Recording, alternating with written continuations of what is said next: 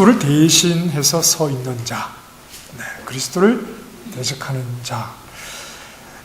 그런데 이 적그리스도는 어떤 영적인 대상을 직접적으로 가리켜 말하는 것은 아닙니다. 오늘 본문에서 적그리스도를 사탄이다, 이렇게 오늘 본문은 그렇게 직접적으로 어떤 영적인 대상을 가리켜서 말씀하고 있지는 않습니다. 이제 1세기 이후로 적그리스도를 어떤 사람으로 보았냐 하면, 이제 사도 시대 이후로 적그리스도는 유대인 가운데 한 사람이 될 것이다, 이렇게 예측을 했습니다. 그래서 유대인들 가운데 어떤 대단한 능력을 가진 한 사람이 나타나서 굉장히 교회를 혼란스럽게 만들고 많은 사람들을 진리에서 벗어나게 만드는 자가 나타날 것이다, 이렇게 유대인 가운데 적그리스도가 나타날 것을 생각했습니다. 그런데 이제 좀 시간이 지나면서 꼭 유대인이지는 않을 수도 있겠다. 그런데 어떤 세상의 막강한 권력을 가진 자가 그 권력을 가지고 어떤 재력이라든지 정치적인 힘이라든지 그런 막강한 권력을 가지고 교회를 박해하고 예수님을 믿는 사람들을 많이 어렵게 해서 그들을 더 이상 예수님을 따르지 못하게 하는 어떤 그런 자가 일어날 것이다, 이렇게 생각을 했습니다. 그런데 또 시간이 흐르면서 적그리스도에 대해서 어떻게 생각을 했느냐 하면, 적그리스도가 밖에서 나오는 것이 아니라 교회 안에서 나오는 자들이기 때문에 그 19절 말씀에도 보면 많은 적그리스도들은 우리에게서 나간 자들이다, 이렇게 말합니다. 우리는 교회인데 교회에서 나간 자들이기 때문에 이거 나갔다는 말을 물리적인 의미로 이해할 수도 있겠지만 꼭 그렇지 않을 수도 있습니다. 교회 안에 있지만 그러나 복음 진리 밖에 나가버린 자들이 이 적그리스도일 가능성이 많은데, 그래서 조금 이렇게 개혁주의자들을 중심으로 이 적그리스도를 누구로 보느냐 하면 이 로마 캐톨릭의 교황을 적그리스도로 봅니다. 교회 안에 있지만 그러나 그가 어떤 막강한 권력을 가지기도 했는데 그리스도의 자리를 대신해서 그가 그리스도의 자리에 서서 그리스도를 대적하는 자리에 서 있는 것으로, 그렇게 로마 캐톨릭의 그 교황을 적그리스도로 보는 그런 시각이 있지요. 우리가 알 것은 적그리스도가 무시무시한 모습으로 나타나는 것은 아닙니다. 한눈에 딱 봐도 경계해야 할 만한 어떤 그런 모습을 가지고 나타나는 것은 아니라는 말입니다. 우리 교회와 비슷한 자들입니다.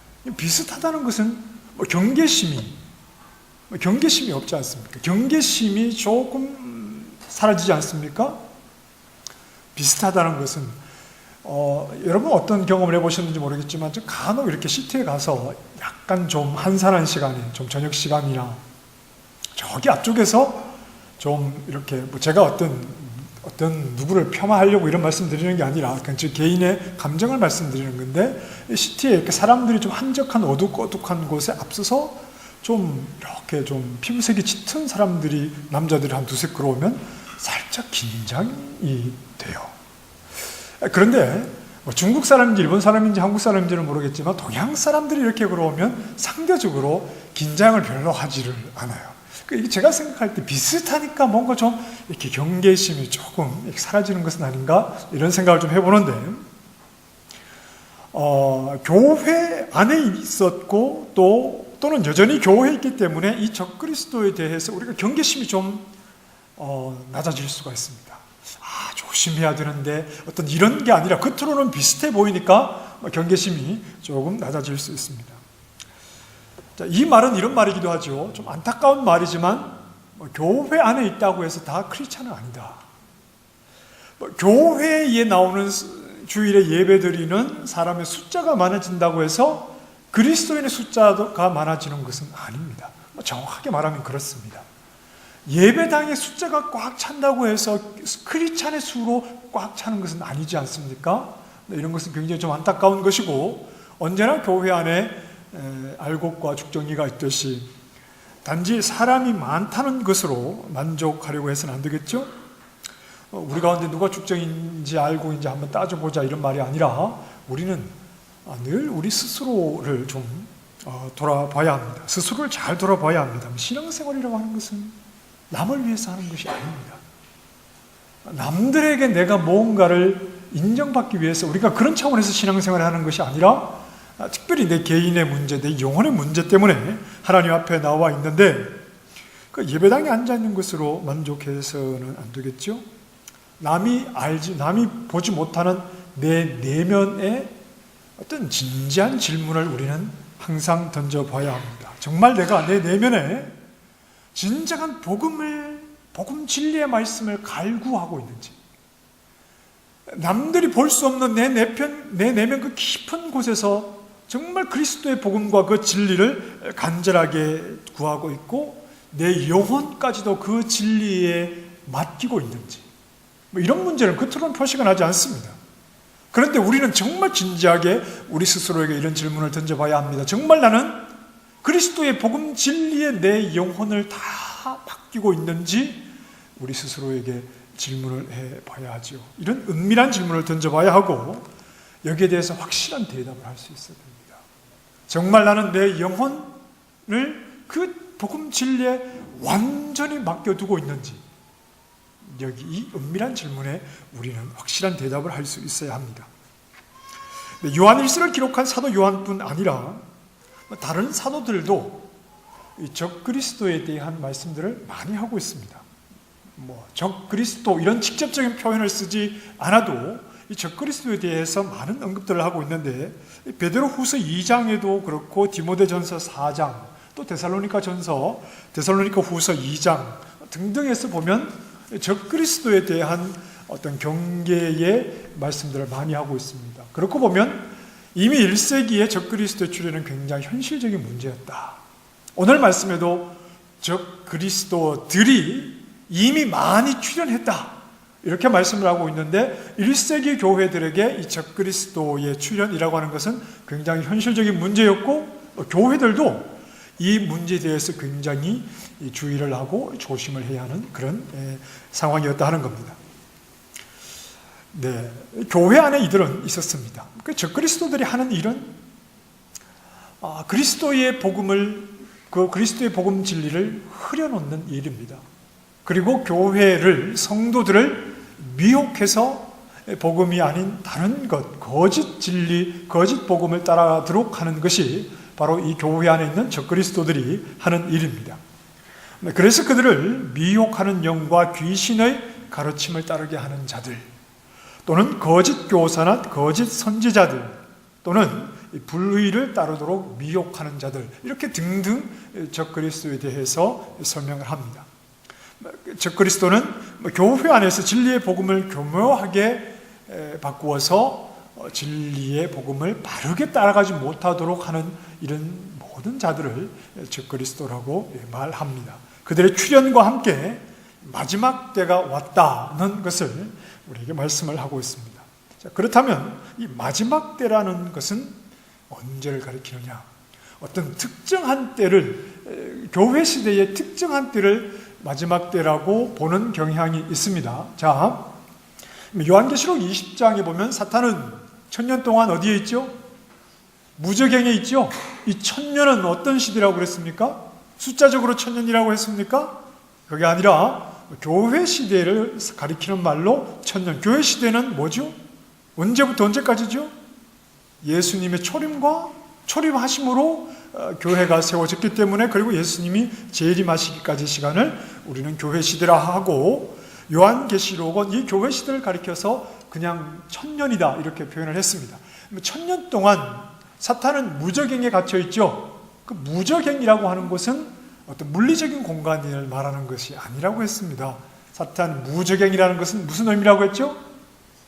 사탄이 교회를 대적해서 해야 할 어떤 근거가 없는, 무저갱이라고 했죠? 어떤 근거가 없는, 교회를 왜 넘어뜨리는데 근거가 없죠?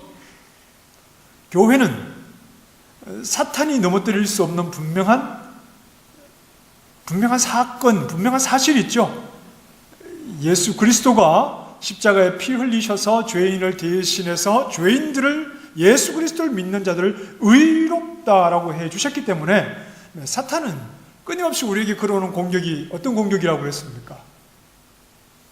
아마겟돈 전쟁, 그 전쟁이 어떤 전쟁이죠? 물리적인 전쟁 그런 거 아니라고 그랬죠? 사탄은 끊임없이 하나님의 백성에게 걸어오는 전쟁은 의의 전쟁이었어요.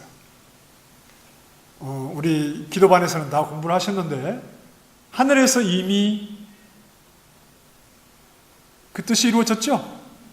사탄이 하나님의 천사장 미가엘과 싸워서 어떻게 됐습니까? 패했잖아요. 그래서 땅으로 쫓겨났죠? 그 싸움은 의의 싸움이었어요. 네, 자세한 내용은 기도반에 오시면 또 공부할 수 있습니다. 그래서 이 땅에서도 사탄은 끊임없이 우리에게 이 의를 무너뜨리려고 하는 이 교회 하나님의 백성에게 공격을 해오지만 그 공격, 그 싸움에는 근거가 없죠. 어떤 근거도 이미 예수 그리스도 안에서 의롭게 된 자들을 무너뜨릴 수 있는 근거가 사탄에게는 없습니다. 자, 이때가 지금 무저갱에 갇혀 있는 시대, 교회 시대인데, 그런데 성경에 보면 이제 교회 시대가 끝날 때쯤, 즉 예수 그리스도의 재림이 아주 임박했을 때 무저갱의 사탄이 반드시 잠깐 놓이리라 했는데, 예수 그리스도의 재림이 임박한 특정한 시대에 사탄이 진리 안에서 의로움을 얻은 하나님의 백성을 크게 미혹하는 때가 아주 예수 그리스도 재림 직전에 있을 것이다. 이렇게 이제 학자들이 내다보고 있습니다. 자, 그 때를 가리켜서 마지막 때라고, 어떤 특정한 때, 교회 시대의 특정한 때를 마지막 때라고 보는 그런 견해들이 있습니다. 자, 그런데 또한 우리는 진리신 그리스도가 오신 이후부터, 그리고 교회 이미 1세기부터 그리스도를 대적하는 자들, 교회 안에서 그리스도의 진리의 복음을 흐트려 놓고 흐리게 만드는 자들은 이미 1세기부터 있었습니다. 그러니 그 때를, 이런 적그리스도들이 출현하는 때를 마지막 때라고 한다면, 또 좀 넓게 보면 모든 교회 시대, 이미 1세기부터 이런 현실적인 문제였기 때문에 모든 교회 시대를 가리켜서 마지막 때라고 봐도 큰 문제는 없겠죠. 그래서 교회 안에 있는 모든 시대, 교회가 서 있는 모든 시대에는 적그리스도들이 항상 출현하고 있다, 이렇게 볼 수 있습니다. 그들은 교회 안에 있다고 했습니다. 적그리스도는 저기 불교의 어떤 중이 적그리스도로 대적하는 것이 아니라, 저기 무슬림의 어떤 사람이 적그리스도로 대적하는 것이 아니라, 겉으로는 교회 안에 있으나 그러나 복음 진리를 무너뜨리고 방해하는 자들이 있다. 적그리스도는 우리에게서 나갔습니다. 물리적인 의미로만 볼 수는 없다고 했습니다. 어쩌면 이들은 여전히 교회와 관련해서 교회 안에서 부정적인 영향을 미칠 수도 있습니다. 그러나 그들은 우리에게 속하지 아니하였다고 했습니다. 우리에게 속하지 아니하였으니 우리와 함께 거할 수도 없다. 우리와는 전혀 다른 자들이란 말입니다. 우리에게 속하지 않아서 겉으로는 잘 구분 짓는 것이 좀 어려울지 몰라도 그들은 우리에게 속하지 않았고 우리와 함께 할 수 없는, 우리와는 전혀 다른 자들이다 하는 것이죠. 우리와 다르다는 것은 외형적으로 구분할 수 있는 것은 아닙니다. 그들이 얼굴에 점을 붙이고 다니는 것도 아니고, 똑같은 모자를 쓰고 다니는 것도 아니고, 외형적으로는 별로 차이가 없을 수 있습니다. 하지만 그들은 교회와 분명히 구분이 되는데, 20절 말씀에 우리와 함께 할 수도 없고 우리에게 속하지도 않은 그들과 달리 우리는 어떤 자들인가? 20절 말씀에 같이 읽어보십시다. 시작.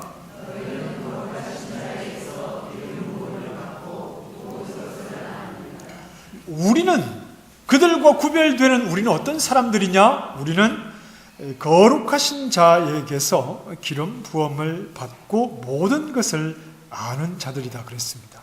자, 거룩하신 자에게서 기름 부음을 받았다. 이 말은 성령의 기름 부으심에 대해서, 성령의 은혜에 대해서 말씀하는 것으로 이해를 합니다. 그리스도는 성령으로 충만하신 분이었습니다. 그렇습니까? 네, 성경에 그렇게 말씀합니다. 네, 요한복음 3장에 보면 하나님이 보내신 이는 하나님의 말씀을 하시나니 성령을 한량없이 부어주셨다.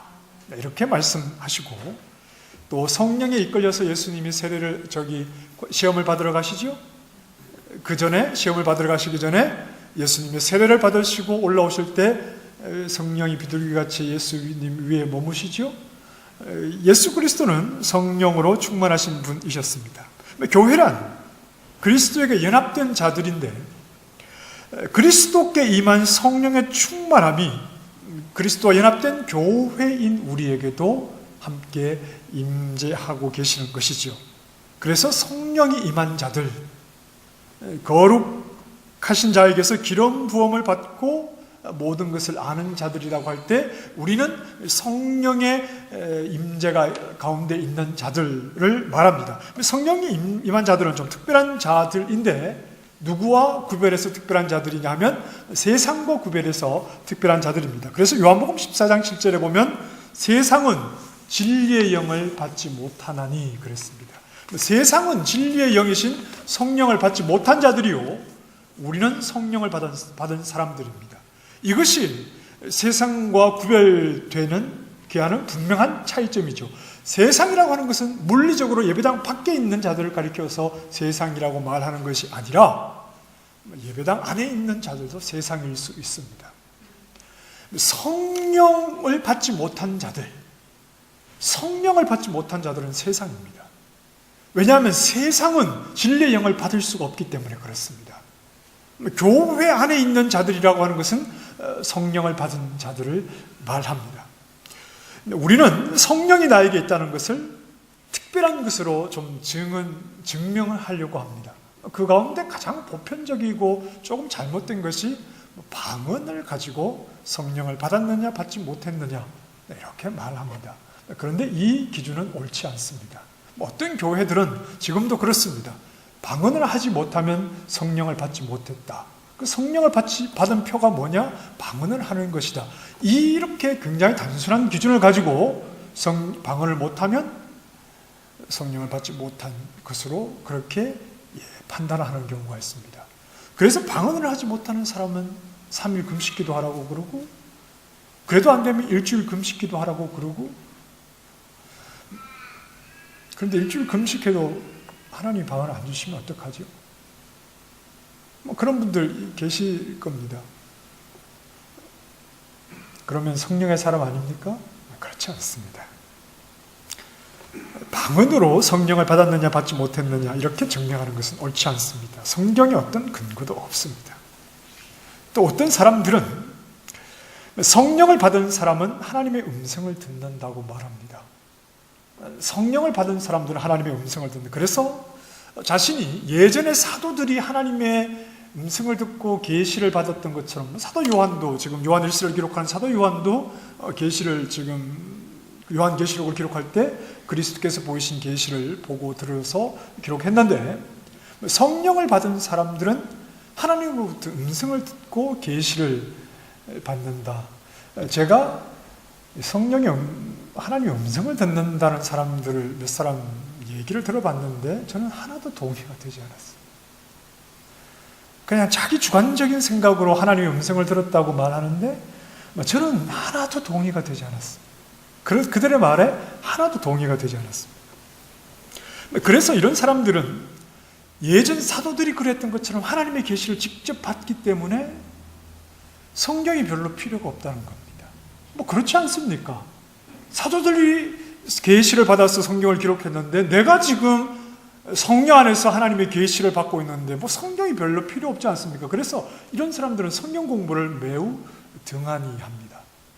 그냥 성경 말씀, 그 기록된 말씀을 별로 중요하게 생각하지 않고 지금 내가 하나님의 음성을 듣고 계시를 받고 있다는 것을 굉장히 중요하게 생각을 하고 성경은 그저 한두 절 중요한 구절 그 정도나 그리고 별로 성경을 중요하게 생각을 하지 않습니다. 하지만 사도 요한은 성령이 나에게 계시다는 것을 그렇게 설명하지 않습니다. 20절 말씀에 모든 것을 아느니라 그랬습니다.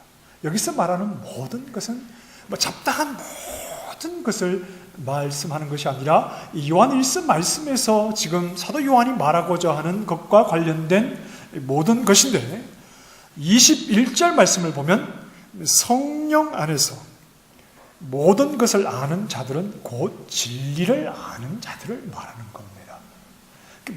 누가 성령을 받은 사람이냐, 누가 성령의 사람이냐, 어떤 신비한 것을 쫓아가는 그런 것을 말하는 것이 아니라 복음 진리의 말씀, 그리스도의 진리의 말씀.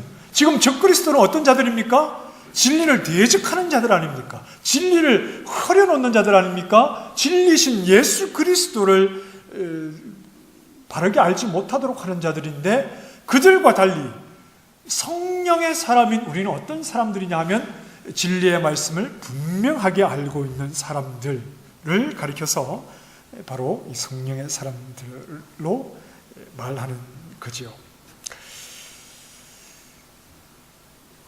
자, 22절 말씀에 보면 거짓말하는 자가 누구냐? 예수께서 그리스도이심을 부인하는 자가 아니냐 그랬습니다. 성령 안에서 모든 것을 안다는 말은 예수께서 그리스도이심을 분명히 안다는 말입니다. 누가 성령의 사람이냐? 누가 세상이 받지 못한, 그래서 교회당 안에는 있지만 성경에 대한 지식은 가지고 있지만 예수가 그리스도이신 것을 분명히 고백하지 못하는 사람들과 달리 성령을 받은 진정 우리에게 속한, 교회에 속한 사람들이 누구냐? 예수가 그리스도라는 사실을 고백하는 사람들입니다. 22절에 적 그리스도는 아버지와 아들을 부인하는 자지요. 예수가 그리스도라는 사실, 즉 예수는 몸을 입으신 하나님을 말합니다. 몸을 입으신 그분이 하늘 아버지의 아들이시라는 사실, 완전한 몸을 입으신 인간이신 그리스도, 그러나 그분은 동시에 하나님의 아들이신 신성을 가지신 그리스도라는 사실을 분명하게 고백하는 사람이 성령의 사람이다, 이런 말입니다. 성령의 사람, 예수 그리스도, 그분은 몸을 입으신 그분은 완전한 사람이시지만 또한 그분은 완전한 하나님이신 것을 분명하게 고백할 수 있는 사람, 이것이 바로 성령의 사람이라는 말이죠. 그리스도의 신성과 인성 가운데 한쪽을 부인하는 자들은 교회 역사 속에서 항상 있어 왔습니다. 많은 사람들이 그리스도는 단지 사람이었다고 말합니다. 위대한 선생이었다, 이렇게 말합니다. 또는 예수는 사람이었는데 예수님이 세례를 받으실 때 잠깐 그리스도께서 그 안에 들어오셨다가 십자가에 달려 죽기 직전에 빠져나갔다고 말합니다. 그래서 하나님의 아들은 죽지 않았다, 그냥 인간 예수가 그렇게 죽은 것이지 하나님의 아들이 죽으신 것은 아니다, 그렇게 주장하기도 합니다. 지금도 이런 사람들이 있죠. 자유주의 신학자들은 예수의 신성을 부인합니다. 한국 같은 곳에서 어떤 신학교 교수가 나는 예수의 신성을 부인한다 그러면 바로 이단으로 낙인이 찍히겠지만, 신앙과 무관한 하나의 학문으로 생각을 하는 이런 어떤 좀 자유주의 성향이 짙은 독일 같은 데서는, 물론 저도 그런 데서 공부를 좀 했습니다만 저는 그런 것을 배우려고 공부했던 것은 아닙니다. 노골적으로 말합니다. 나는 성경의 예수를 하나님의 아들이라고 믿지 않는다. 나는 예수를 믿어야 구원을 얻는다고 믿지 않는다. 그 사람들은 노골적으로, 공개적으로 그런 이야기를 하면서 어떤 학문 자체를 좀 의미를 둬서 그럼에도 나는 신학자다, 이렇게 말하는 사람들이 있습니다. 신앙과 신학을 구분해서 말하는 사람들입니다. 지금도 자유주의 신학자들은 예수의 신성을 부인합니다. 복음서에 기록된 예수님의 기적, 특별히 예수님의 부활은 가짜, 이렇게 말하죠. 여러분도 좀 동의가 되시죠? 그런 좀 신비한 것들은 상징적으로 설명을 해야 된다는 겁니다. 문자 그대로 어떤 기적이 있었던 것이 아니라 상징적이고 의미적이고 예수의 부활도 실제로 부활이 일어난 것이 아니라 그 의미를 내 안에 담을 때 나에게도 부활이 일어난다. 그러니까 말도 안 되는 소리를 하죠. 여러분도 이미 익히 들어보셨겠지만 물가를 예수님이 걷고 계시는데 그 본 사람이 좀 착각을 해서 예수님이 물 위를 걷고 계신다고 기록했다. 이렇게 말하죠. 지극히 이성적으로는 고개가 끄덕여지지요. 어떻게 죽은 사람이 다시 살아나? 어떻게 물 위를 걷지? 우리의 이성적으로는 지극히 이해가 되는 것 아닙니까? 그러니 성령의 사람이 아닌 겁니다. 지식은 가지고 있을지 몰라도 성령의 사람이 아니면 이성의 생각 그 이상을 생각할 수가 없지요. 그러니 이런 차원에서는 지식은 가졌을지 몰라도 성령의 사람일 수는 없습니다. 우리는 성령이 우리 안에 계셔서 66권의 말씀이 하나님의 정확무오한 말씀인 것을 분명히 믿습니다. 확실하게 이 사실을 믿는 사람들이죠. 우리는 예수 그리스도가 온전한 하나님이시면서 온전한 사람이 되셨다는 사실을 분명히 믿고 십자가에서 죄인을 대신해서 죽으심으로 죄인이었던 우리에게 그분이 가지셨던 의로움과 거룩함이 값없이 은혜로 주어졌다는 사실을 분명히 믿는 사람들입니다. 이러한 사람들이 성령의 사람인 것을 요한은 말합니다. 어떤 신비한 체험, 신비한 기적, 남이 하지 못하는 어떤 신비한 것, 이런 것을 가지고 어떤 영적 우월감을 가지고 나는 성령의 사람이다 이렇게 나아가지 않고 예수 그리스도께서 오셔서 이루신 그 사역들을 사도들을 통해서 분명하게 가르쳐진 지금은 성경에 기록된 그 말씀 그대로를 의심 없이 받아들이고 예수 그리스도가 온전한 하나님이시면서 온전한 사람이 되셔서 그가 이루신 사역 안에서 우리 허물과 죄로 죽었던 자가 구원과 거룩함과 의로움을 얻게 되었다는 사실에 대해서 의심하지 않고 그 진리에 내 영혼과 나의 모든 것을 맡길 수 있는 사람, 이 사람을 가리켜서 성령의 사람이다 이렇게 말씀하는 겁니다. 혹 방언을 못해도 괜찮고 하나님의 음성을 나는 한 번도 들어본 적이 없어도 괜찮습니다. 어떤 놀라운 은사를 가지지 못했다고 해도 괜찮습니다.